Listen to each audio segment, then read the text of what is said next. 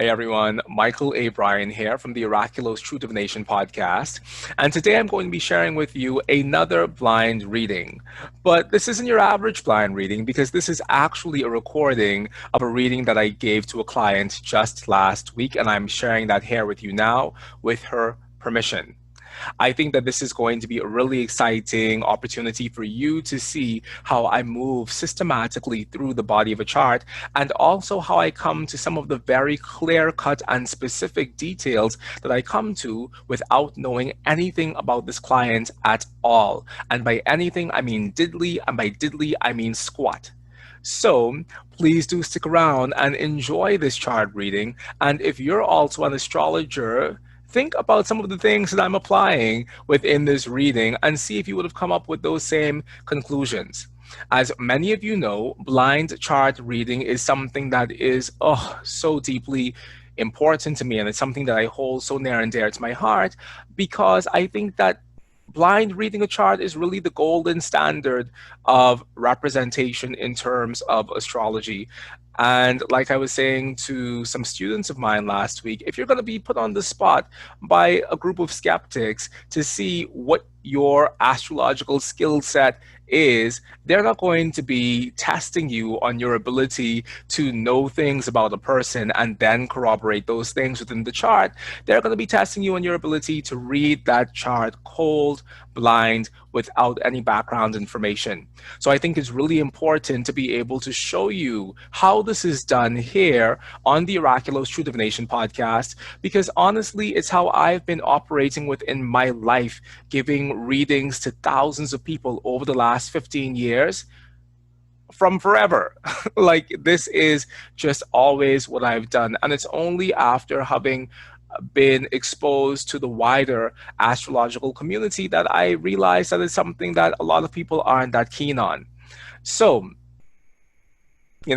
there's a lot of reasons for that, but I think the true display of the effectiveness or the power of our astrology when put under the gun or when put under skeptical review is when we're able to really sit with a chart without any background information provided to us by that client and be able to read a chart fully and richly based on that chart's own merits and based on the symbolism and the story inherent within that chart itself.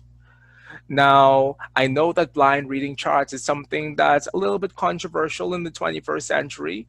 And once again, I'm not saying that this is the only way to be with astrology, and I'm also not saying that this is the only way to be with clients, but I am saying that blind reading and the ability to blind read a chart is something of vital importance that I think we should cherish as a part of our astrological heritage, because it really is the place where we refine and sharpen our skills as astrologers. So I'm really excited to share this chart with you today so that you can see how I systematically move through the body of this chart and how I came to all of the conclusions that I came to without knowing anything about this client beforehand. If this is something that you're interested in seeing and being a part of, please, as always, like and subscribe to the Oraculos True Divination podcast, but also go over to my website at oraculosastrology.com and see how you can be a part of the Blind Chart Reading Academy. And if you're interested in working in astrology in this manner and honing and sharpening your skills in this way, please do go to our Facebook page, which is the Blind Chart Reading Academy, and join today, because I truly want to share this information with you all, and I truly want for there to be more people in the world doing this work, because it's amazing work to be doing, and I'm super thrilled to be here at the forefront, standing and waving my flag and saying that this is something that astrologers today should be practicing.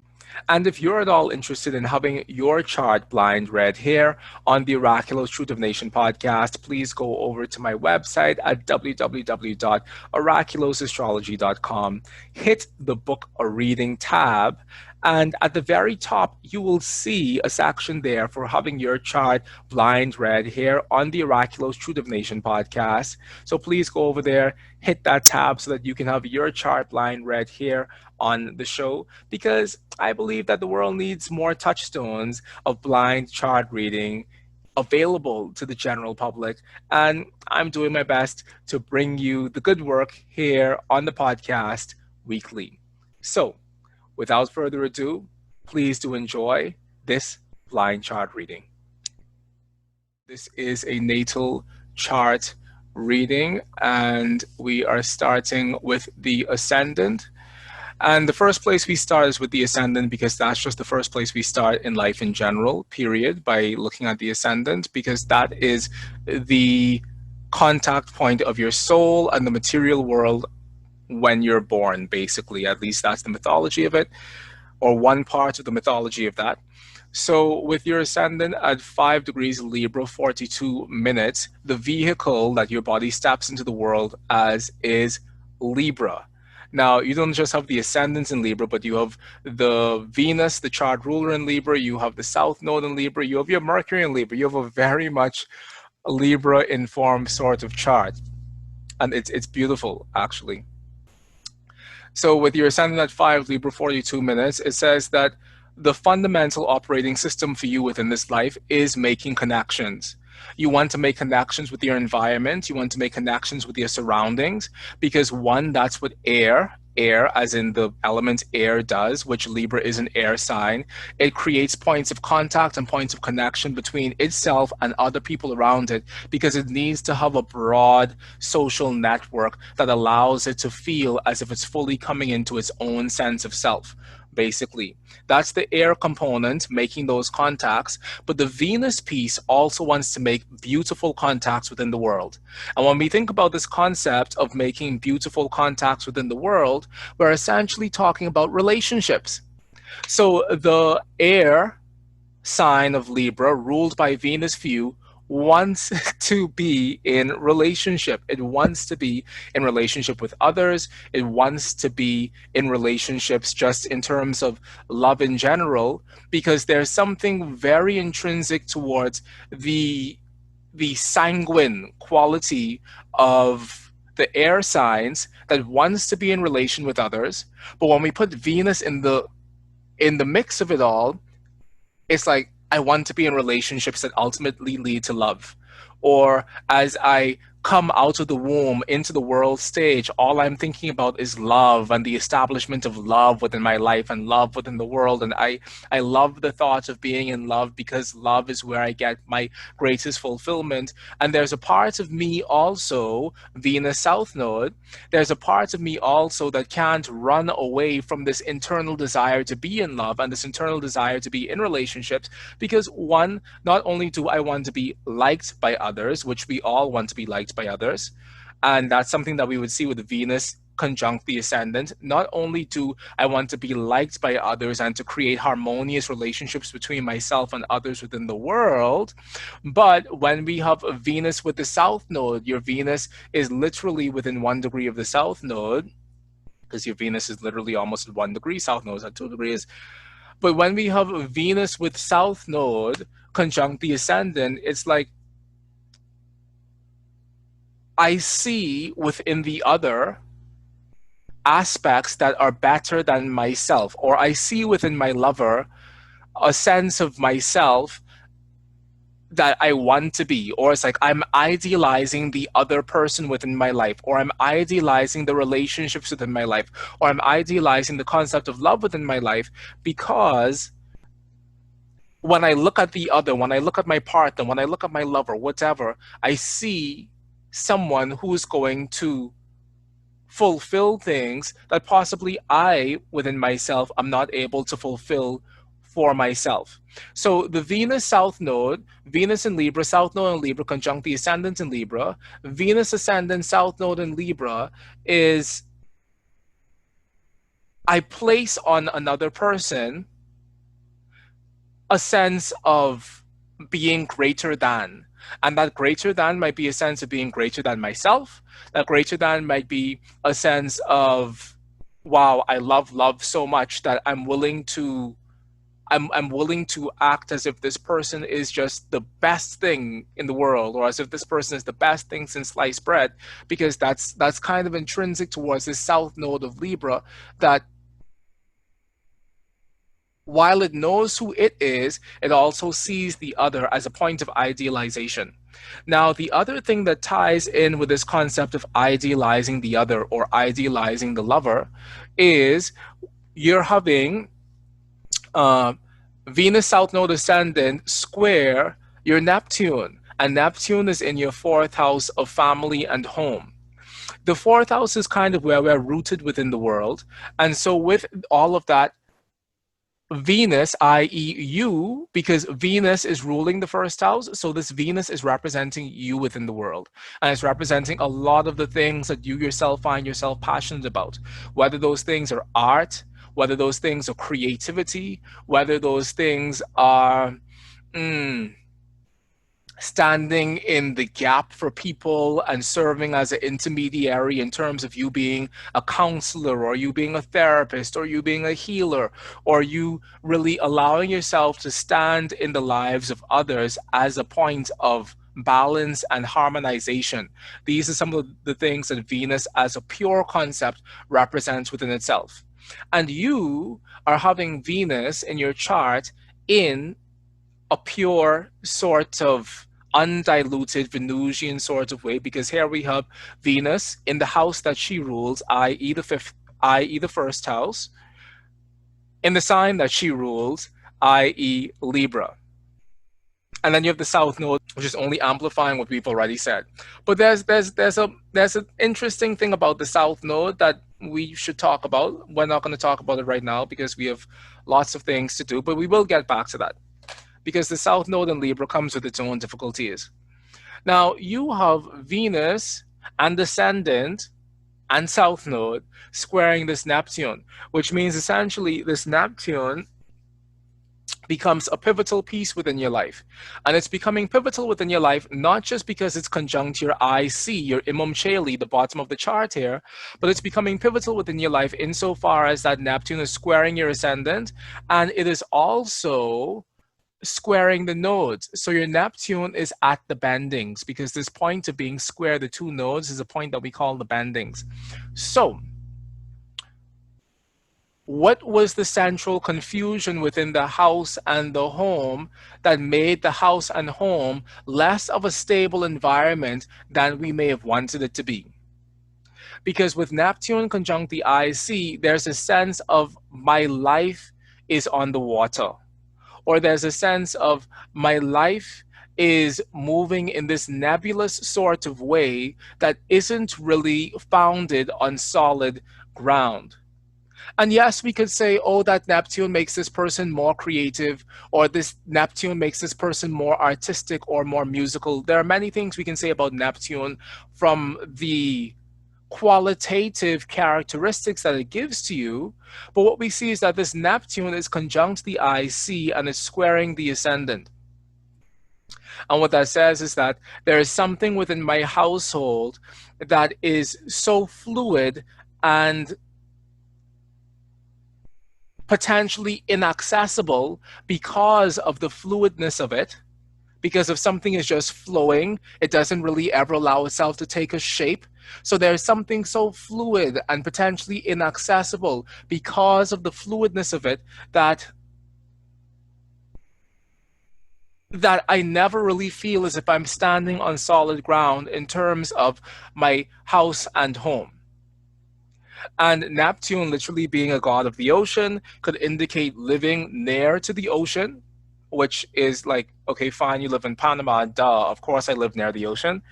But probably nearer than usual could be a Neptunian impact. But there are other things we have to look at in terms of that Neptune to really say what the overarching impact of it is within your chart. Neptune is at 5 degrees cardinal, which equals 20 degrees fixed. Do you have anything in your chart at 20 fixed? No, you do not. Okay, so Venus, Neptune, this could be a reason for why relationships become so important to you within your life, because Venus square Neptune is literally the image of the idealization of relationship and the idealization of the other, and the concept of being in love with the concept of love and the concept of having a lover. Like all of this is caught up with the Venus the Venus node and the Venus Neptune story. So the Venus Neptune piece says, I am musical, I am artistic, I am creative, because those are the things that Venus and Neptune brings out. There's a relationship between Neptune and photography that is an interesting one. I haven't quite explored it before, but as I'm thinking about this, or as I'm looking at this now, Venus Neptune can also be beautiful, beautiful pictures, or creating beautiful artwork, whether that's visual artwork or art in some other format. The art is already intrinsic towards the heart of the Venus, and Neptune is like the ocean. It wants to suck you into a world of its own.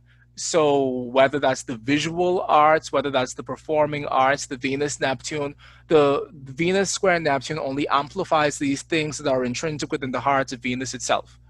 However, the Venus square Neptune also allows the Venusian person to look at the world around them with rose-colored glasses on. And the concept of rose-colored glasses is completely a Venusian sort of thing. And it's a beautiful sort of thing. You know, I want to look at the world with some rose-colored glasses as well.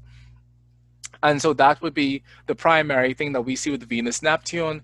And as a result of that, the Venusian person has to take care in terms of the relationships it enters with others within the world. Because when you're seeing the world from this beautiful, luscious, overflowing Venus Neptunian piece, it becomes very difficult for you to see the world as it is, and it could put you in a position of being taken advantage of by others who, I'm not going to say that they don't mean you well, but I'm going to say that everyone wants to have a Venus Neptune person in their life, because the Venus Neptune person will give you everything, and they'll give you everything because it the square contact from that Neptune, it weakens isn't the right word, but it oy vey, what's the word? Weakens is not the right word, but it allows you to be that much more less resolute in terms of your own boundaries. It's like my boundaries become our boundaries, and our boundaries becomes everybody's boundaries. And so it causes you to be a little bit less resolute in terms of personal boundaries, the contact from the Venus and the Neptune. And a friend of mine, Faith McInerney, would call this Venus a pure Venus, because this Venus is Venus in the Venus decan, which is the first 10 degrees of Venus is being ruled by Libra, if we take the Vedic system. And it's also in the Venus Dwad, because the first 2.5 degrees of Libra is also being ruled by Venus. So you present to the world in a very pure Venus sort of way. Now, when I take a look at your ascendant, let me just take a second to think about this. We have 0 to 230, then we have 230 to 5. So this is the Sagittarius. Okay, so you have your ascendant in the Sagittarius Dwad. This is your Dwad in Sagittarius, which means that there's a Sagittarius undercurrent to you already. Now, the Sagittarian undercurrent, oh boy, interesting Dwad chart you have going on. Now, the Sagittarius undercurrent, let me just come off of this because I'm going to get sucked down a rabbit hole. And we're back at your chart. Now, the Sagittarius undercurrent for you, in terms of Sagittarius being your Dwad, says that there's a point within you that wants to... We can't separate Sagittarius from the concept of a radical freedom to come and go as they please. Now, why that's interesting for me is because with all of this Venus, Libra, Neptune piece, I don't necessarily see the radical freedom to come and go as you please from this. However, what becomes interesting is that I'm going to figure it out in literally 2 seconds.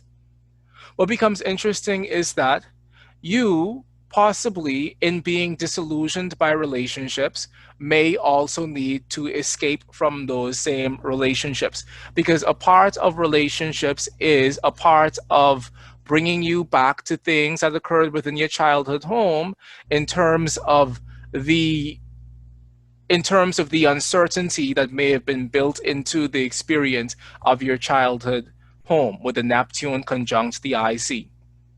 When I think about Neptune conjunct the IC, I think about the ground beneath our feet being washed away. So the question for me is, what is the intrinsic instability within my childhood home that prevents me from really having a sure sense of where my feet are within the world? What is it within my childhood home that prevents me from feeling stable within that home? That's also something I would say with the Neptune there conjunct the fourth house cusp. Now, what's also interesting for me is that Dad is over here in his own 12th house. You have Dad at 15 degrees Sagittarius, 12 minutes. Now, Dad at 15 Sagittarius doesn't have the most amount of dignity there. And let's just see, 15 Sagittarius is up. 15 Sagittarius is squaring Mars at 16 of Virgo, 21 minutes in the 12th house. So we have Mars square Saturn, which is already an interesting point. Let's see what that would be for Dad. 1, 2, 3, 4. So that would be Dad's 4th house ruler, and that would be Dad's 11th house ruler. I have an issue with Dad's relationship to his dad, because with Mars square Saturn, Mars ruling your father's 4th house and Saturn ruling your 4th house, there seems to be a fundamental issue that Dad is having with his relationship to his own father, and that may flow into Dad and the relationship that he has with his own children, basically. Which is interesting to say the least. Now, let's see what else is going on with Dad. So Dad is applying to Uranus, and so is Mars applying to Uranus. We're going to have to talk about your relationships in life in general, period. And your relationship to your partner, because there's some stuff here that's really, you know? So Dad applying to Uranus could be that there is a sense of separation between Dad and his presence within the household. Dad gets to that Uranus at, let's see, Dad will get to that Uranus in 7 degrees. So is it that at 7 years old, there's a separation that occurs within the household between Dad and his ability to function in the household, is a question that we see there. Another thing that could be important here is that Uranus is going to get to your 4th house cusp at, let's see, that would be 6 plus 5 at 11. So Uranus is going to get to the 4th house cusp at about 11 years old. So is 7 going to be an interesting year within your life in terms of Dad and having some Uranian changes around Dad? And also when that Uranus comes to your 4th house cusp by solar arc direction, is that also going to trigger another painful turning around within your house and home at the age of 11? And if we put the minutes on it as well, we could call it 11-12. But are these years going to be of importance to you in general, would be a question that we have. Now, so if I were to string all of this together in a coherent sentence situation, I love love. I love relationships, because relationships is someplace where I feel supported. Relationships is someplace where I feel held, and relationships is someplace that I think I will get the sort of support that I need. So I idealize about those relationships, because potentially the relationships that I'm entering within the world make up for some of the instability and for some of the uncertainty that I would have grown up with within my own household as it relates to my relationship with Dad. and slash or but as I enter those relationships that I want to be entering, I find that those relationships never fully make the cut. I find that those relationships never fully do exactly what I need for them to do, and they never fully deliver the goods in the way that I need for them to deliver the goods. And so I find myself having to compensate by essentially having to learn how to take care of myself.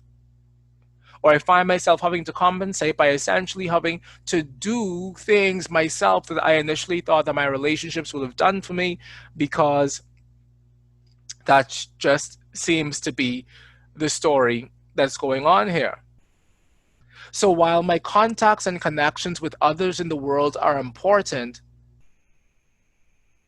there's something that seems to be leaking or draining away, or there's something that seems to wash away from my contacts with others in the world as a constant theme within my life, perhaps, that causes me and that demands me to essentially do the things that I thought those relationships may have done for me, which is why I entered them in the first place.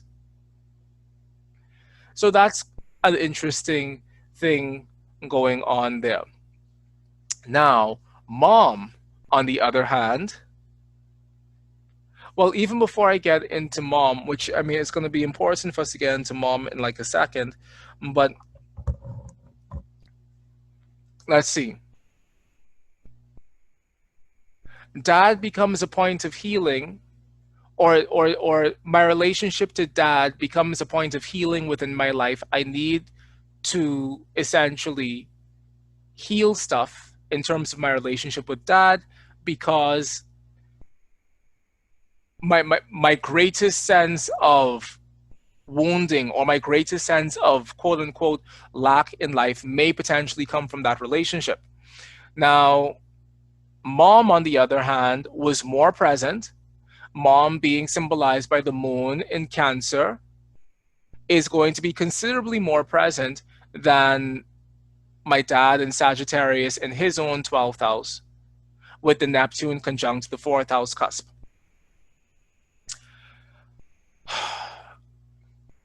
Mom needs me to be smart. Mom needs me to be very smart, because from mom, if mom is here, then this relationship to Mercury here in your first house is a part of mom's vantage point of you, or how mom sees you, or how mom wants to see you. And so this says that mom wants me to be brilliant. Mom wants me to be smart, and she wants me to tap into my mercurial stuff to make a way for myself in the world, or to make a living for myself in the world.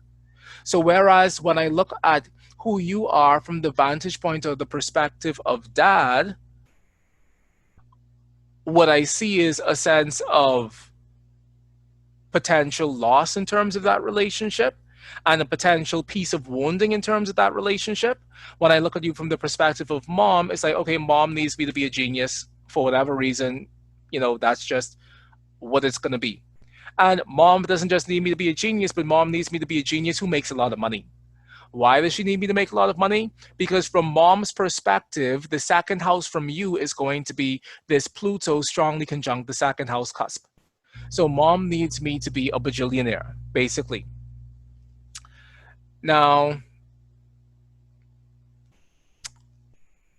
so that's those two pieces. Now, the next thing that's going to be important for us to look at within your chart is going to be your relationships in general. I mean, we can go to siblings because there's a story there as well, but the next thing is going to be your relationships in general. But before I go there, Mercury.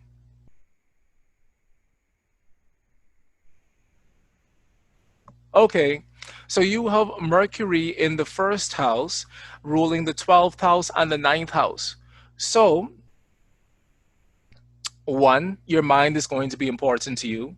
higher education is going to be important to you. These are going to be things that you passionately care about because these are the things that are rising within your life. You have Mercury rising within your life, which is the higher education. And if we were to put this in the perspective of what comes before what, you have Mercury, and then you have Pluto, and then you have Saturn, and then you have Uranus, and then you have the Neptune. So we see my mind, the Mercury, ultimately leads to how I find power and wealth within the world, which is the Pluto, which ultimately causes me to have to deal with my issues with finding stability within the world, which is going to be the Saturn, because I oftentimes find my stability shattering, which is going to be the Uranus. And I know that stability isn't something that's always going to be there because my story growing up within the world is this Neptune here conjunct the IC, which says that I've already felt as if I've come from a background of uncertainty, and we can go around the chart in that manner. This is what is called the event ecology, the movement from one planet to the next planet to the next planet to the next planet. Now, what was I saying about this? So the Mercury essentially says that the things that the Mercury rules in this chart are going to be very important to you. And the things that Mercury rules in this chart are philosophy, wisdom, broadening your mind, stepping out within the world, doing things that are foreign to you in general, and doing things that are foreign to where you're from. So there's this concept of foreignness that's coming up within your life, which can say that you potentially are deeply in love with the concept of foreignness as a thing. Now, let me see what aspects that Mercury is picking up. Mercury is picking up 15, Mercury 15, Saturn. So there's an exact sextile here between Saturn and Mercury. So, are you out in the world studying old stuff? So is your perspective about art one that is classical art? Is your perspective to learning one that's based in the classics? Like, what part of what you're doing is causing you to not only think in a more mature way, but also causing you to study things that are of an older nature? And I feel as if I have the right to ask this question because I also have the same sextile, and I've spent my entire life studying old shit, basically. So, so that's why I'm asking you the same question. But we can come to that later. But you're not just studying those old things as a means to an end within themselves, but that Mercury, let's see, well, that Mercury is applying to that Saturn, and that Mercury is going to then apply to that Uranus. Is that the next aspect Mercury is going to make? 22. Oh, next aspect Mercury is going to make is going to be it's squared to the moon. And bop, bop, bop. And then it's going to catch up with that Uranus. So I am studying in a serious and in a deep way things that may be beyond my time, or things that might be related to the past, things that might be old. I'm studying old things, possibly studying old things about my community, studying old things about society because of Saturn's placement in the third house. And ultimately, those old things that I'm studying within my society tie in with my relationship to my culture, because the next aspect that Mercury is going to make is going to be, as it separates from that Saturn, it applies to the square of that moon.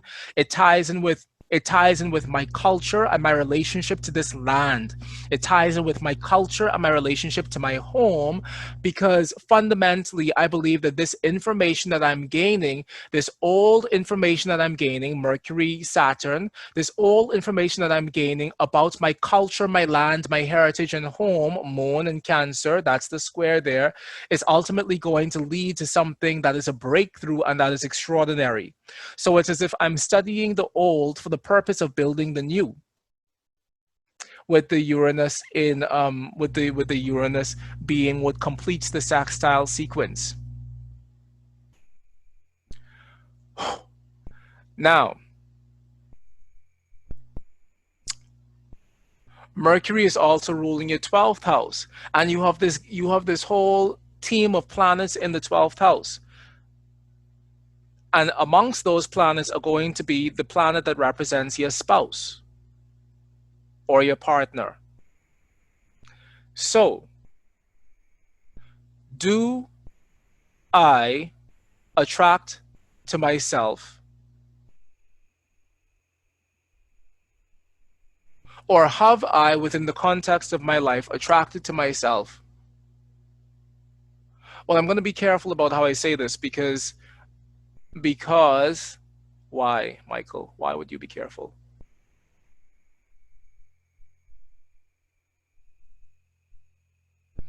It can mean one of two things.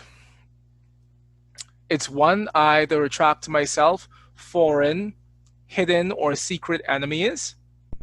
And then the second thing is I attract to myself foreign, sick people.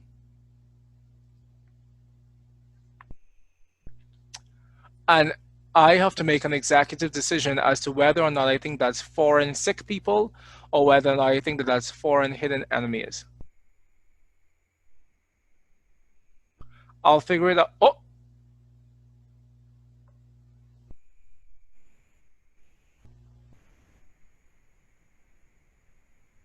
okay, okay, okay. So, Neptune is a planet of confusion, delusion, and all of those other wonderful Neptunian words that we could say. But Neptune is also a planet of sickness.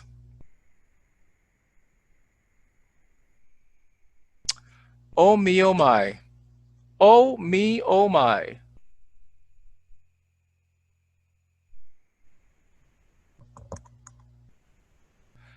So, is it that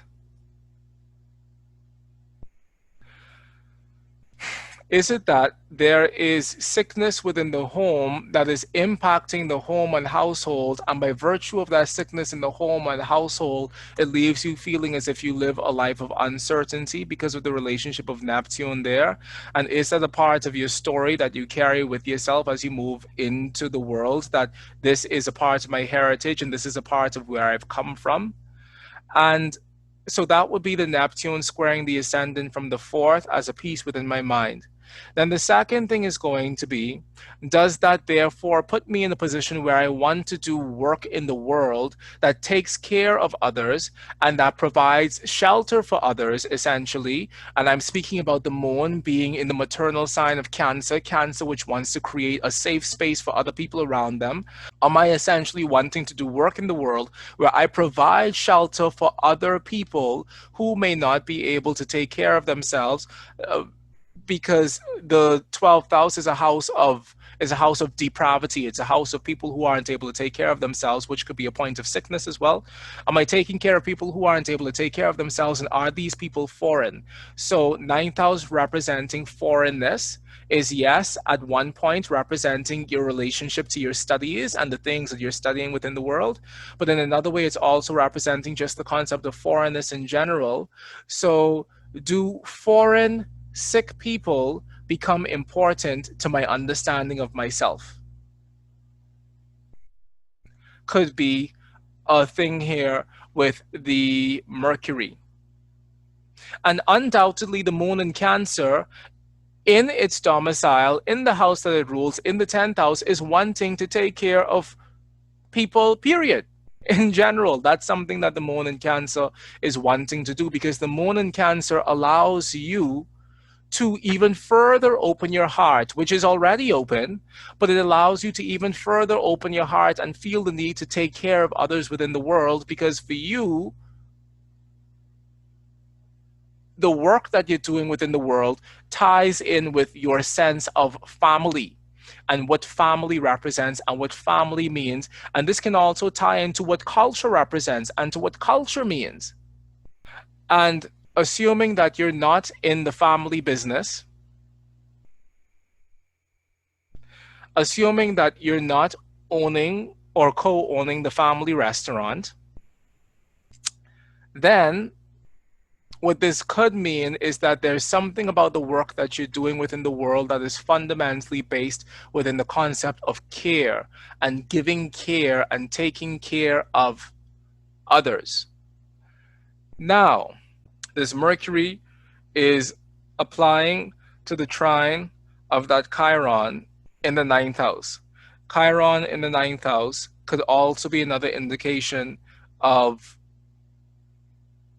the healing work that I'm doing within the world takes me far from home, or the healing work that I need to do within the world is tied up with this concept of foreignness. Now, beloved, when I saw that you had Mars, Sun in the 12th house, I thought that this tied in with your relationship issues that are already a part of you just having all of these things in Libra and South Node in Libra. However, 12th house is the 6th house from partner, so is my partner somehow ill? Other indication that the partner may be ill is that you have your, the ruler of your 6th house in your 7th house, i.e. the rule of the Lord of sickness is in the house of my partner. So does sickness come to my partner, or is my partner doing something to themselves that is fundamentally making him ill? And do I find myself having to take care of my partner as a result of that? Now, the reason why I ask that is because the 6th house, as we know, is the house of sickness and slaves in general. However, specific to my partner, the 6th house represents the house of my own partner's self-undoing. So when I see Jupiter here in the 7th house, what I'm thinking to myself is, what is my partner potentially doing to himself that is potentially harmful to himself that ultimately leads to my partner being in my 12th house, his 6th house, a place of sickness and a place of lack of power. So how is my partner actively disempowering himself? Are questions that I would have and questions that I would ask at this point. A partner who you very well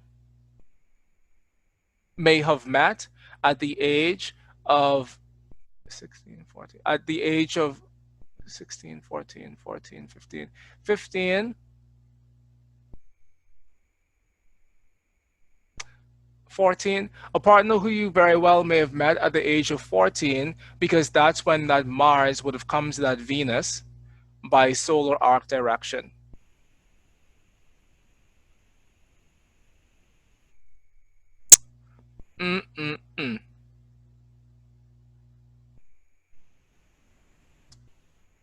Okay, I'm gonna wrap this up. Oh my goodness. You are having an exact sextile. One, you have a sextile full chart. Well, not sextile full, but whatever. You are having this exact sextile between Chiron in the 9th and Jupiter in the 7th. And Chiron, Jupiter in your chart, which is the specific ruler of the house of sickness and slaves, is possibly again an indication of the work that I do within the world, maybe work that deals with disadvantaged people, and potentially I even find myself being attracted to people who need taking care of. Okay, so let me just pause for a second, check in with you, and you tell me, would you like for me to go on with this? Yeah, please do. Okay, good stuff. Oh my God, this is so exciting. I feel like I'm Sherlock Holmes cracking a case. Okay, so that is a consideration of mine. Now, let's see. Oy vey. Misericordia, you are having Sun would be Al Mutant ruler of the 7th house because it's a daytime chart. And here you having the actual ruler of the 7th house, i.e. Mars, as well as Al Mutant ruler of the 7th house, i.e. Sun, both coming in your 12th house. So, what is the secretness about my partner? What is the hiddenness about my partner? What about my partner isn't allowing him to really be great within the world? And is that the place at which my partnerships work best? When I'm one, not only hiding my partner, which is an interesting thing for me, because why would a person with Libra rising, Venus in Libra, and South Node in Libra be hiding their partner is a very curious thing for me. Or is my partner doing things within the world that prevent him from being a most visible part within my life? Do I always find myself getting myself involved with people who are essentially in the 12th house? The 12th house is where you stuff the dead bodies, basically. So is it that, well, not only the dead bodies, sorry about that, that was rather gross. It's also where we hide things. If you want to hide something, someone, anything, you put them in your 12th house. And I know there's a whole modern thing about the 12th house and the subconscious and blah, blah, blah. I don't know any of that stuff because I actually don't know that type of astrology. But what I do know is that if you want to hide a body, you put it in the 12th house. So the partner is there in the 12th house, which is his own 6th house. So is he, what is the suffering that my partner is experiencing? And if it's not suffering per se, what is the overwork that my partner is experiencing? Is he overworking himself? And by virtue of him overworking himself, is his overwork having him in a position where he is inaccessible? You know, those people who just work, work, work, work, work, work, work, and you're like, dude, you're supposed to be my boyfriend, but there he is working, working, working, working, working, or girlfriend. But the point is that the partner is someplace overworking him or herself in a way that makes that connection difficult. Is there anything that connects you and this person?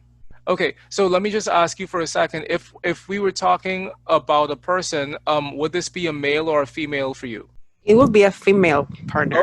Oh, okay, got it. So sorry about all of that stuff before. Nah, it's okay. Don't worry. Okay, so what is it about my female partner? What is it about my? It doesn't even matter. What is it about my partner in general that allows or causes?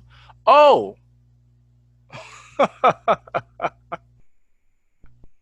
Mychal, you idiot! I'm gonna leave that alone for 1 second. I'm more than likely gonna come to it because I'm relentless. Because I wouldn't. I mean, and I mean maybe it's insensitivity, which is completely, ridiculous, because I'm gay as well. But I wouldn't have normally stopped to reading to ask that question of anyone, whether it's a male or a female. I just muscled through, but something within me said, stop and ask, which is just the politically correct thing to do in general. So I'm not even trying to say that it was such a special thing for me to do because I should have done it from the beginning. So please pardon me. So, what is there that makes this relationship actually work? Because you have Mars and Sun both representing your partner, who you may have a Martian solar partner. So your partner may be a Martian solar type, which is essentially a very male energied type of situation, just Mars in general and Sun in general, both of them being the rulers of the 7th house. But what makes that person not able to show up the way I need for them to show up? Hold on, I'm going to tell you right in 0.2 seconds. Is my partner hiding intentionally as a point of fact? Because yes, while the 12th house symbolizes things that we do to screw our own selves over, the 12th house is also a place where a person may be hiding because they want to be hiding there. So we have in your chart Jupiter, which is ruling your partner's 12th house, in the 7th house in Aries retrograde, is there something about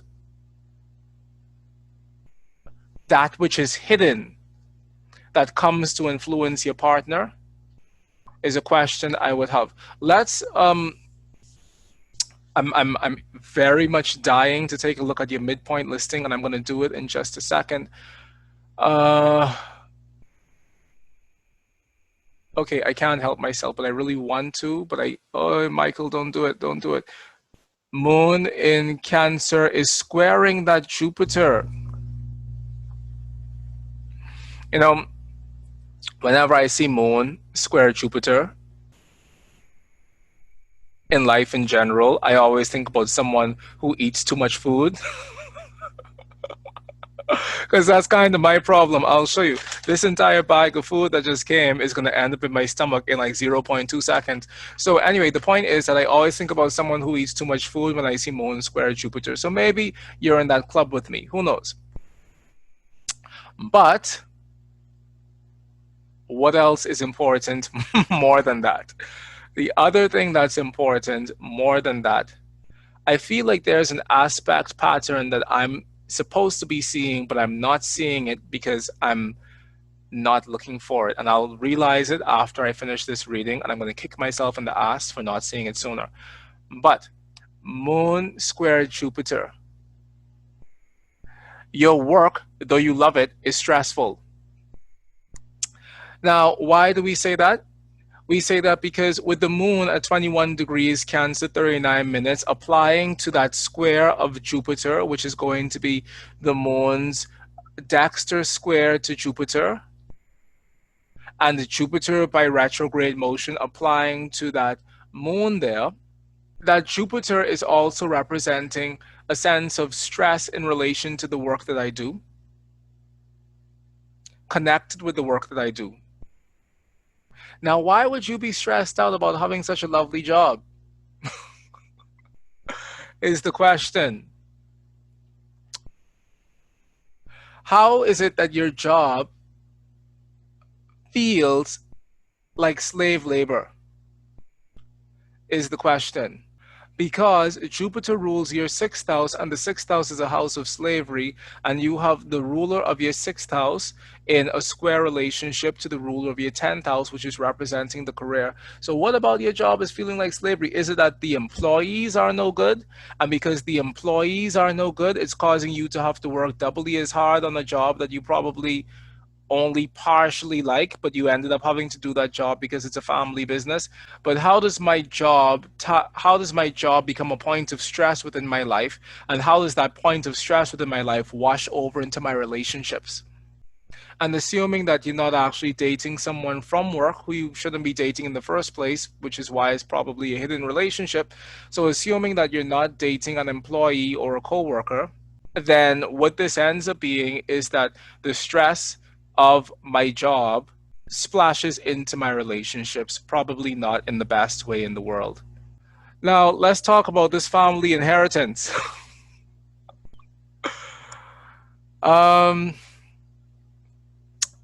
Venus is ruler of the 8th house in this chart and also ruler of the 1st house, which means money from dead people ties into my understanding of who I am, and it possibly is of benefit to me. Why? Because Venus is ruling the 8th house, and Venus is in her own domicile within the 1st house, being in Libra. So money from dead people or other people's money, 8th house, becomes supportive to my well-being, 1st house, and it ties into who I know myself as being, Venus in Libra, in that 1st house as well. However, it's applying to the South Node. So is it that other people's money is able to support me for a while, but then after that it vanishes without a trace? Is also noteworthy. Now, speaking of other people's money, you have the ruler of your 2nd house is up here in your 12th house. Why? The ruler of your 2nd house is in the 12th house, And Mars is 16 degrees Virgo, no domicile, detriment, exaltation, fall. Mars is participating. Triplicity rulers. Okay, so that's the Mars. But let's see what else. What other power does Mars have in Virgo? None at 16 degrees. And let's see the final thing, Venus. Yeah, so this Mars is not in the best shape in the world. My money and my partner tie into things that end up possibly working against me. Is it that I'm spending a lot of money on my partner? Is it that, well, that might really just be it, you know? Is it that I'm spending a lot of money on my partner? Is it that I end up supporting my partner? And then you have this Pluto in the second house, conjunct the second house cusp, which is another piece of secrecy in relation to my money and secrecy in relation to the operations of my money within the world.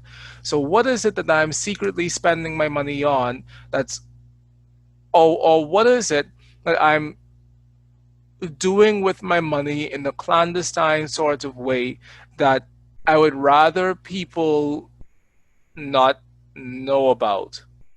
And who knows, maybe you're donating to charity, but maybe you're not donating to charity. Anyway, that wasn't funny. So you have parts of fortune squaring your Pluto. Parts of fortune is here in the 11th house, squaring your Pluto in the second house. Actually, the parts of fortune can't square anything because the parts of fortune emitteth no rays, as the ancients say. So your part of fortune is receiving a square from Pluto, Pluto having separated from that part of fortune 5 degrees ago. So Pluto parts of fortune. Yes, money is exceptionally important to me. Yes, making money is also exceptionally important to me.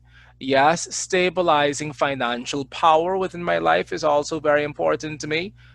And because of all the ways in which money is important to me, I'm going to hide it and you're not going to know what I do with it.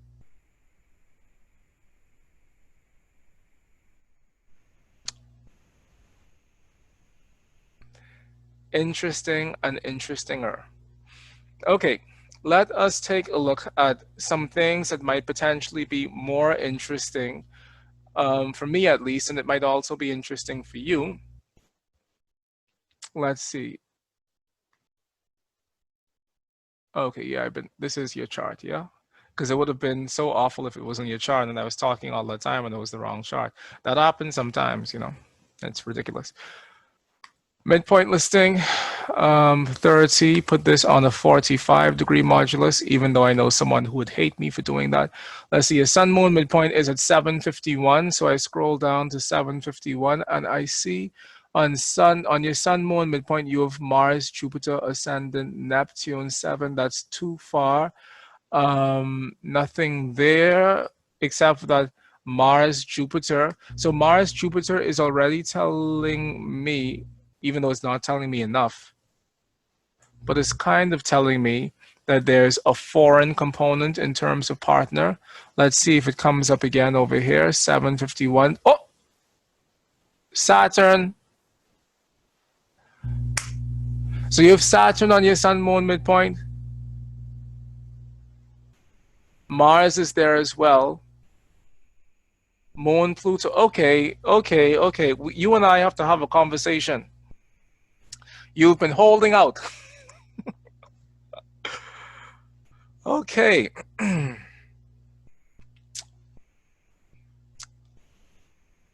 So, responsibility. Responsibility. Responsibility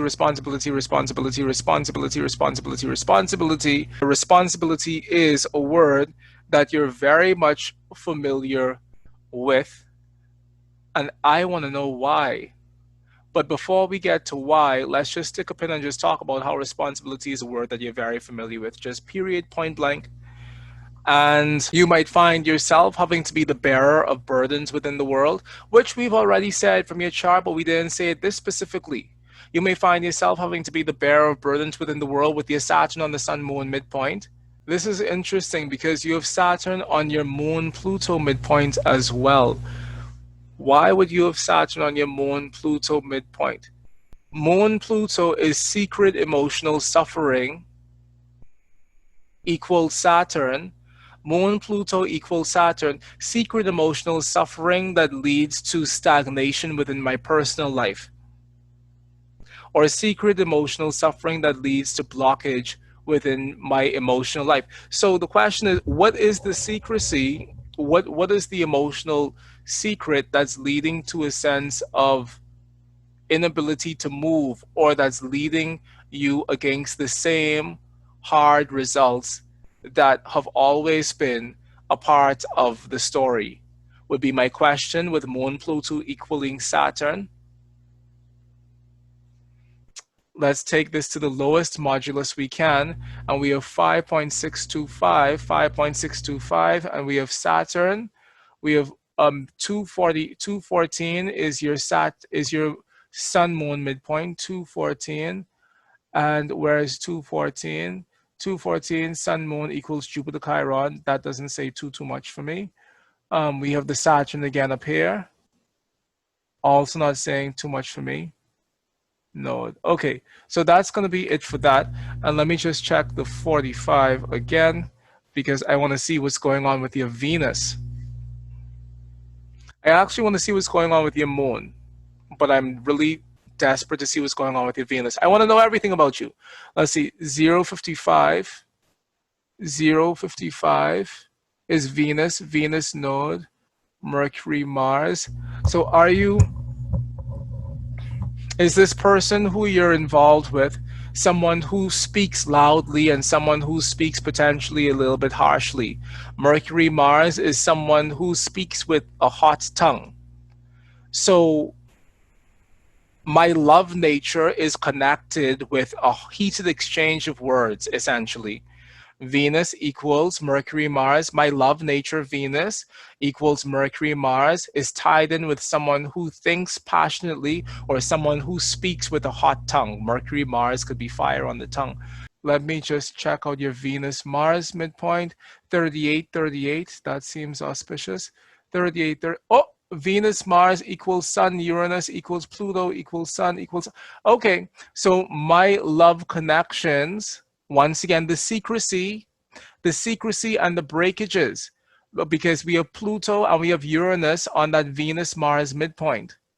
Venus Mars equals Pluto means I'm deeply passionate and I'm deeply intense about love. I want this love and I want this love now, and it's a passionate piece within my life, and oh my God, let us melt into each other and disappear into each other and just get lost into each other in this Plutonian hurricane of emotion. Is Venus Mars equals Pluto, but Venus Mars equals Pluto could also be a point of secrecy in relation to my passionate love connection.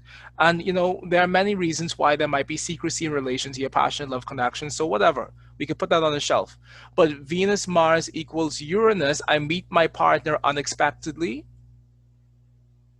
and it's an intense and possibly an automatic point of connection, but it's also as volatile as our meeting, Venus Mars equals Uranus, because Venus Mars equals Uranus symbolizes that we start and we engage in this love, in the flurry of emotion, and it's hot and it's intense, and oh my God. Now, if I do what the hell do you want to do, Mychal? 5.625. I look at the 64th harmonic. Sun, Moon is 214. Venus is 55 on this. Let's just take a look at what your 55 is saying. 55 Venus, Sun, Saturn. 55. 60, okay, that's too far. May not be too far. Once again, this might be I fall in love with a foreigner. Venus equals Jupiter. I fall in love with a foreigner or someone in a foreign place, but that could be too far, so I'm not going to pay that much attention to it. Let me take a look at Venus Mars 453. Please forgive me. I'm coming back right now. 453 is going to be Venus Mars equals Moon. I have no idea what your partner has to do with your mom, so I'm going to leave that one alone. Okay, let me just do one more thing to look at home when we were growing up, and then I promise you I'll shut up. Um, Moon equals 2139. 2139 is Moon. Moon, Jupiter. So did I have to? No, that's too far. Okay, we're not going to talk about that. Moon. Okay. Let's go lower. We're almost at the end of this situation. 2230. 2230 is who? Moon is at 2139 still. 2139 is Moon. Neptune, Pluto. Here we go. Moon, Chiron. Okay, so there's fundamental wounding within my home, and that wounding may have something to do with the fact that there were changes within my household that left me confused. Moon equals Neptune, Pluto. There are changes within my household that leave me confused. Moon equals Pluto, midheaven. There are changes within my household that leave me confused, that tie into me wanting to establish power within my life now because of those changes. And my intense emotions, essentially, my intense emotions are as a result of confusing and powerful changes that occurred within my childhood home. Midheaven Pluto, my intense moon, midheaven Pluto moon, my intense emotions moon that are caught up with feelings of pain and healing, Chiron, are based on the confusing, powerful transformations in my home. Neptune, Pluto equals moon. Let me just do one more thing. 5.625, and I'm going to shut up. So moon on your 5.625 is 447, and here we have 4. Where is it? 447 is moon, Neptune, Pluto. Okay, it's still coming here. Pluto, midheaven, it's still coming back. Anything else? No. No. Well, the Pluto comes up more strongly here. Okay. I would be deeply impressed to see the quality of healing work that you're able to accomplish in the world with a chart like this. And I'd also be deeply impressed to see the quality of artistic work that you're able to accomplish within a chart like this, even though you have a tendency of possibly biting off more than you can chew. And I mean, anyway, so there's that tendency there as well, which is just something that I think follows around the person who has Saturn in Sagittarius, even though I know people are going to be rolling their eyes right now because, you know, an entire generation of you babies had Saturn and Sagittarius. But for me, Saturn and Sagittarius is deeply caught up with a sense of a person biting off far more than they can chew. Be that as it may, I would be deeply inspired by the level of creative work and also the level of healing work you're able to produce within a chart, within the world with a chart like this, because your chart like this packs a punch. And it packs a punch, but it also packs a story that is beautiful, that is deep, that is, you know, there's that hidden piece, that hidden quality that keeps on creeping up again. And it's interesting. It's taking my breath away. So I'm going to shut up and I'm going to allow you to tell me whether or not any of this was accurate or whether or not any of this was inaccurate for you, or how much was accurate, how much was inaccurate. Hello again. Hello.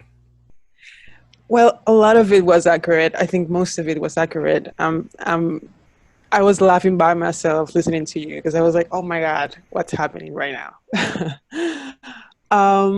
When it comes to the foreign sick people, I've dated a lot of foreign people in my life. Like all of them were foreign. And my most recent relationship was with a person who was or is an addict, addicted to alcohol. And yes, sometimes I had to take care of her and listen to her while the relapses were happening. And it's a very tough situation to be at. So what I'm trying to focus on right now is like how to not attract these kinds of relationships. how to, like, I know you said like I go back to myself when these relationships are over, and that's what I'm doing right now. Like I'm coming back to myself because I get lost on all of them. So what I'm doing right now, it's like, how can I stop these relationships from happening once and once and again, you know? Um, and the other thing that was interesting to me was the part of the responsibility when you talked about Saturn. I've always felt like I take a lot of responsibilities that are not really mine, and I think that some things are my fault when they aren't, and that happens a lot. I think that's the whole Saturn thing you talked about. Mm-hmm. And when it comes to my family, when you talked about my dad, I think that's a relationship that I've worked a lot on, and that kind of energy that you described maybe happened in the past, but now is like very fluent right now. It's very, very, very different. And with my mom, yes, she wants me to be a millionaire and to get it together. uh, One of the questions I had for you today was actually like with my chart, and you said it already. You answered my question sort of already. Was like I don't have a job right now. What I've worked on in the past was digital media, social media. And the thing that you said that was like very old stuff that I like studying is astrology. That's why I watched your podcast. So what I was trying to figure out was like, should I dive in completely into astrology? Should I do that? Because I'm already a life coach. So if I mix those two up, is like, okay, that makes a lot of sense. And that's where the healing part comes at. And I think all my experiences tied up to like having the knowledge to put my business out there and to make astrology part of the healing of someone else's life, you know. Um, and yes, the moon thing with Jupiter that I eat a lot. Yeah, I'm part of your team too because I have to work out a lot to eat what I like eating. So Me too. Oh my God, me too. I have the same problem. yeah, I'm not gonna stop eating. That's what I decided. Oh my God. Yeah, we're like twins basically. Wow. Okay. Okay. So wow, thank you so much for sharing that. And I especially find it interesting the piece about your mom wanting you to be, a smart bajillionaire, because that isn't something that we find in the traditional chart. I'm actually going to show you since we have time. Let me just pull up your dial. And so let's see, your moon is here, which means yeah, so if moon is here, so this is mom. And so now this is mom's perspective of me, essentially, with when we put the pointer on mom.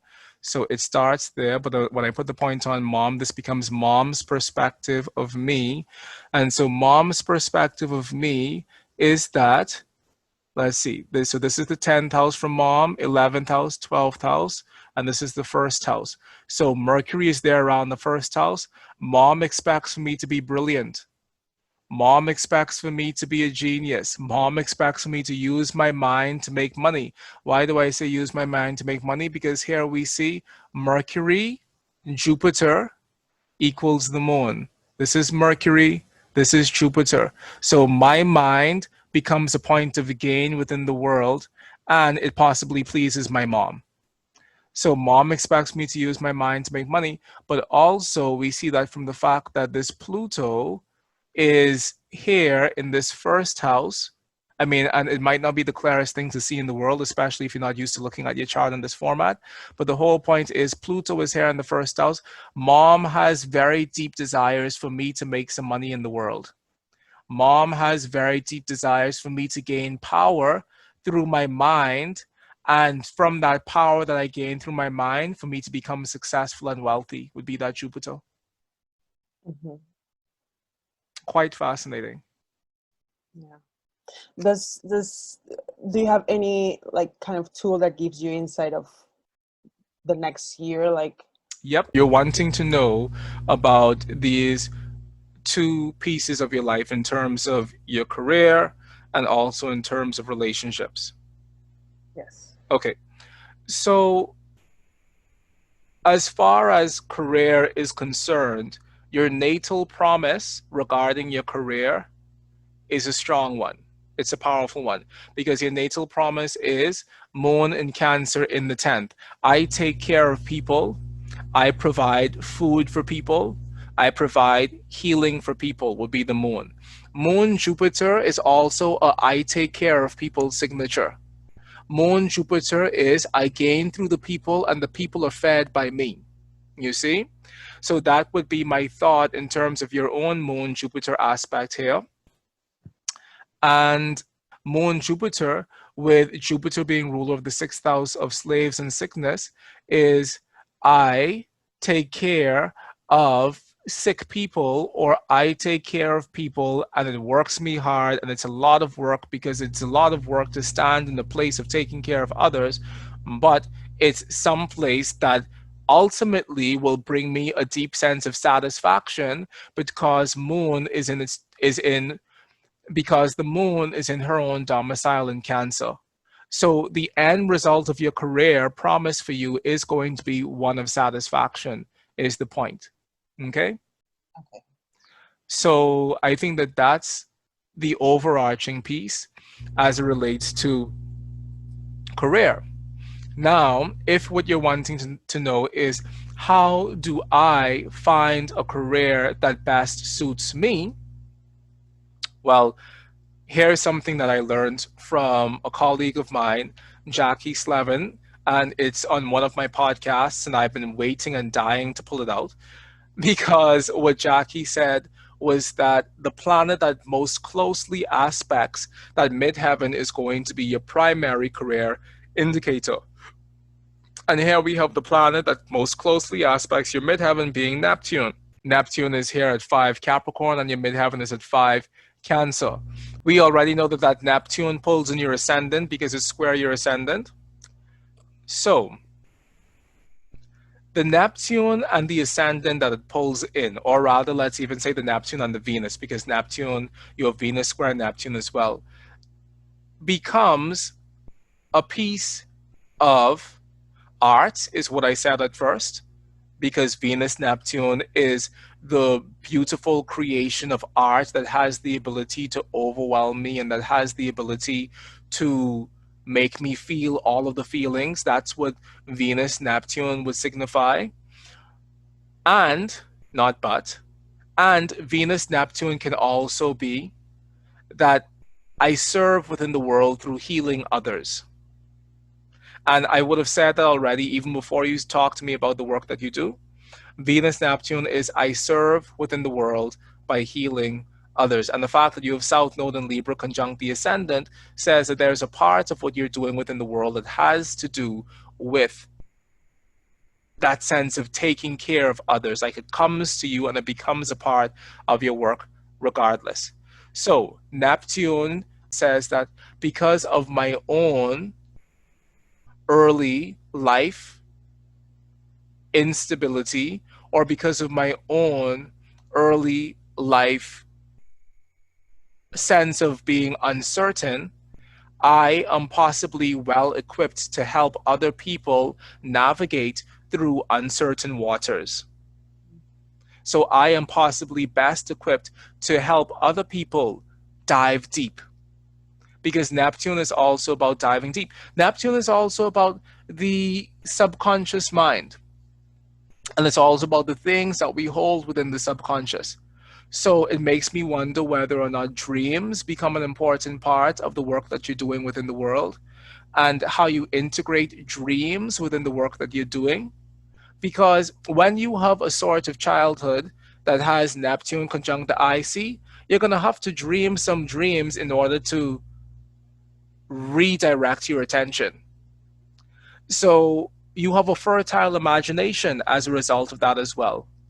But you may also have a fertile connection to dream work in general and to working with spiritual dimensions that may not be accessible for the average person. So this becomes a part of the healing work that you're doing, and it becomes a part of the space holding work that you're doing. And I say space holding because the moon in Cancer is all about holding space for others. Moon in Cancer, Venus in Libra are all about holding space for others.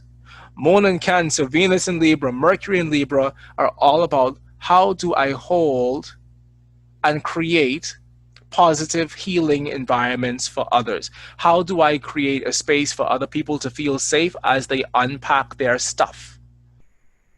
Now you have Pluto trining the midheaven from the second house, which means I'm going to make money from my career. I mean, just point blank, period. I'm going to make some coin from my career. My career is going to provide me with money.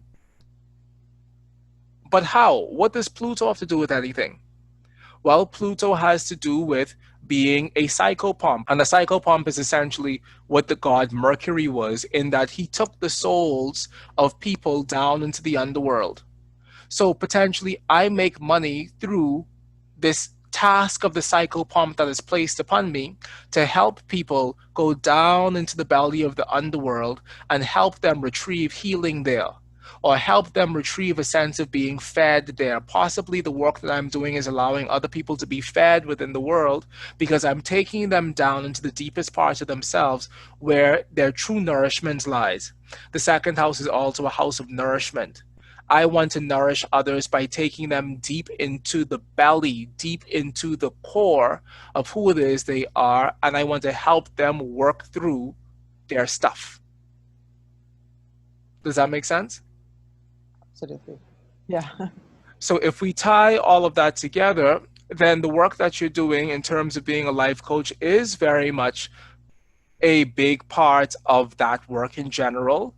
But it takes a very specific person to be a really good astrologer. And as I look at your chart, I see that you have the chart that I would consider to be the chart of a really good astrologer, because the Mercury Saturn sextile, followed by the sextile of that Mercury to the Uranus. And okay, pause. Maybe I'm just saying that because this is what my chart looks like. Oh, really? but but the point of the matter, the point of the matter is that the planet Uranus is already the planet of astrology by virtue of Uranian astrology, which is a system of astrology that I practice. The planet Uranus is already going to be a planet of astrology, point blank, period, which is going to be a big deal. And you have Mercury Uranus by sextile, but astrology is also Saturnian. Astrology is Saturnian, Uranian, and Jupiterian. These are the things that have rulership over astrology. Astrology is old, Saturn. Astrology is everlastingly new and renewing itself and becoming reborn and tearing itself down and building itself back up, which is Uranian.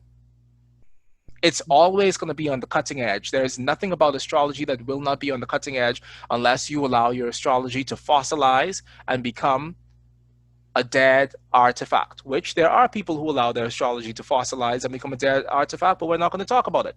But the fact of the matter is that astrology is Saturnian, it's Uranian, and it's also Jupiterian because Jupiter has the ability to expand the mind, and Jupiter also is the planet of prophecy. There is something inherently prophetic about this astrology that we practice.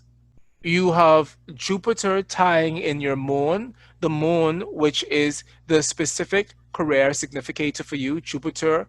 You have moon square Jupiter, which is going to be a good thing. And people say, well, why would you say a square is a good thing? Aren't all squares bad? No, not all squares are bad. And squares largely are dependent on the planets that form that square that make it quote unquote bad or not. Moon Jupiter, for me personally, is amongst the more nicer squares to have. Like, what I want to have a moon square Jupiter or what I want to have a moon square Mars. I'll take the moon square Jupiter any day over the moon square Mars. So that's one point. The second piece is that Jupiter in your chart is specifically the indicator of your ability to work with dreams and your ability to work with astrology and your ability to work with spiritual counseling as a concept. And the reason for that is because Jupiter is the third triplicity ruler of your ninth house. So the ninth house has Gemini on the cusp of the ninth house, and this is a daytime chart. So the first triplicity ruler of the ninth house is going to be Mercury. So here we see that you have that Mercury in your ascendant in any event. So Mercury in your ascendant is saying that ninth house things are going to be of benefit to you because they're going to be things that are fundamentally always important to the person who you know yourself to be. And ninth house things are religion, philosophy, astrology, divination, magic. All of these things are caught up within our ninth house. Now, why else is this important? So Mercury would be the first triplicity ruler there. Then the second triplicity ruler of the ninth house would be Saturn. And here we see that you have that Mercury is in the sextile, the exact sextile aspect with Saturn, which is the second triplicity ruler, which means there's a point of continuity within your chart between the things that Mercury represents as being first triplicity ruler of the ninth house and the thing that Saturn represents as being second triplicity ruler of the ninth house. And they both work in your benefit. They both work in your honor. You have the ability to handle very old stuff within your mind and make good use of it. Mercury, Saturn, Mercury being in the first house. Then the third triplicity ruler, which is specific towards your ability to be good at the interpretation of dreams and also your ability to work within these spiritual fields like astrology, would be Jupiter. Now, the state of your Jupiter is having it's not domicile, detriment, exaltation, fall. It's the nocturnal triplicity ruler of fire sign. So it's the out of sac triplicity ruler where it is. Give me 1 second. It is in the terms of Saturn where it is. So Jupiter is in the terms of Saturn. Saturn is in the domicile of Jupiter. That could be another piece of continuity, even though that's pretty weak. And then Jupiter at 28 degrees Aries would be in the face or the decan the of Venus. Hold on. First decan of Aries is Mars. Second decan of Aries is the Sun. Hold on 1 second. Yeah, first decan of Aries is Mars, second decan of Aries is the Sun, and then third decan of Aries is going to be Venus. So here you have your Jupiter in the decan of Venus, which is, not the biggest deal in the world, but it is in the decan of your chart ruler. Now, at this point, we're pulling for straws, but what all of this is saying is that there are continuous points of connection and confirmation between your ability to prosper by virtue of a ninth house thing that you do. Mercury pulling in the Saturn is a testimony of that.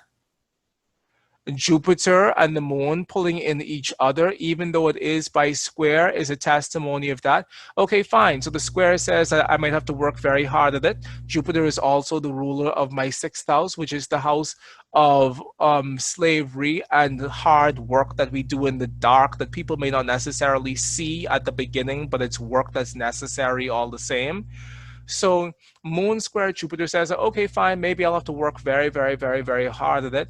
But guess what? Once I have it, the promise of my ninth house has already been delivered to my first house. Once I have it, it will be mine.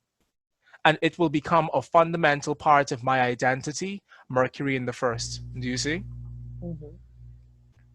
So, should you be in a counseling profession? Definitely, I would say so. I said that at the beginning. I said that counseling would be good for you. Also, art would be good for you. Also, feeding people would be good for you. But there really is no difference in my mind between feeding someone's body versus feeding someone's soul. And I feel as if the therapeutic work that you are able to do, should you integrate all these pieces, allows you to feed both body and soul. Mhm. Now, regarding relationships and how you can or cannot make your relationships a better experience, we have to realize that before we can heal anybody else, we have to fundamentally heal ourselves. So if your healing work isn't first directed towards you and first directed towards you creating a sense of healthy boundaries within your life, then you're going to find yourself in situations that feel like you continuously fall on the same sword of the same old story of taking care of people who are grown ass adults who should be taking care of themselves, which which is this Mars, the ruler of your seventh house, over here in your 12th house. You know, do you want to be someone's mother or do you want to be someone's lover? The difficulty with that for you is that you find it very easy to be someone's mother. And that's going to have to be something that you guard within yourself. Because, like I said earlier, people, we all want a Venus and Libra in our lives. Like, can I have a Venus and Libra in my life?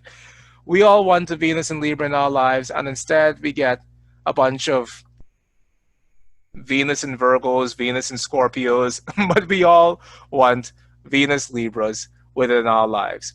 And this is like a fact of life because that is Venus at her most beautiful. That is Venus at her most accommodating. And so here we have you, Venus in Libra, a pure Libra, as my friend Faith would say. You are a pure Libra type, which is saying that as a pure Libra type, there is something intrinsic within your heart that wants to be held and that wants to hold space for others and that wants to make other people feel healed. And truthfully, every Venus does that. You know, whether or not it's Venus in her detriment in Scorpio or Venus in her fall in Virgo, every Venus has the capacity of holding space for others.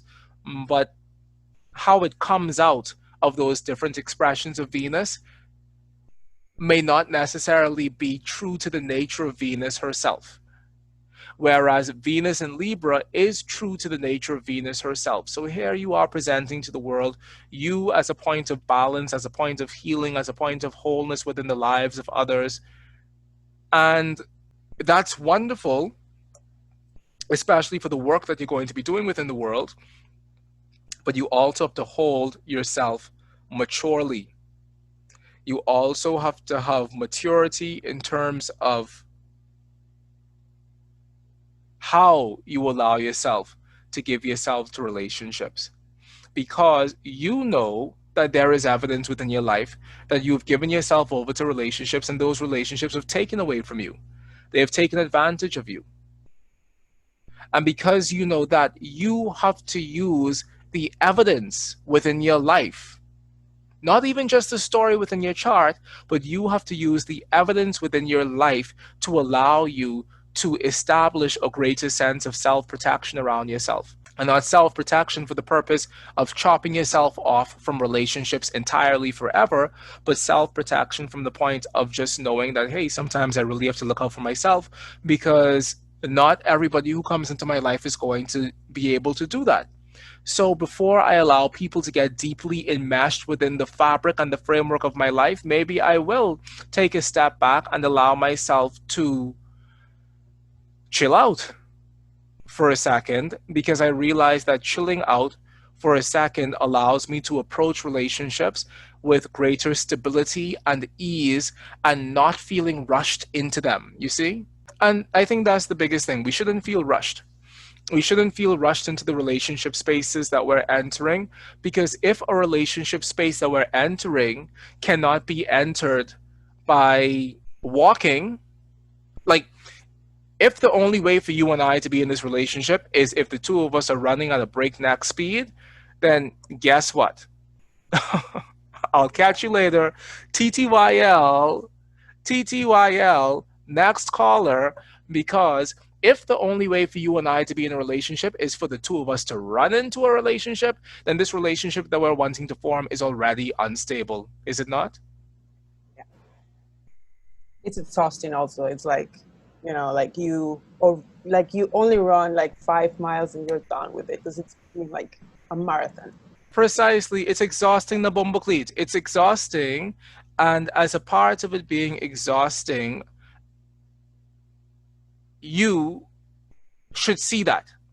Like, you should see the way in which it's exhausting you. You should see the way in which the ruler of your sixth house of work that you do without enough pay, because that's what the sixth house is. The sixth house is slavery.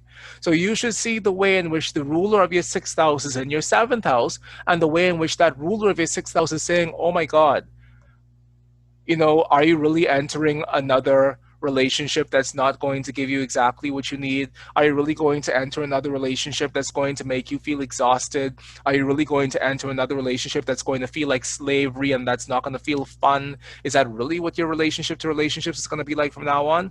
Like, that's what it means to have the rule of the sixth house in the seventh house in the state that Jupiter is in. Yeah. So the lesson for you is, can you slow down? And can you slow down long enough to not be sped up, to Mm-hmm. not be gassed up by people who you find yourself interacting with, because it's that gassing up process that becomes a part of the problem. A part of the problem of this speed is that when you find yourself pushing the pedal to the metal, then that should already be a red flag for you, because how many times in the past have you sped and rushed into relationships, you see? Yeah. So your And we man right, so your mantra for yourself should be, if I can't do it while walking, I don't need to do it at all. agreed. Thank you so much. I really appreciate you being here, and I also appreciate you giving me this opportunity to read your chart, and I hope this was helpful for you. Super helpful. I will send you an email with more detail later, okay? Okay, Bye. bye.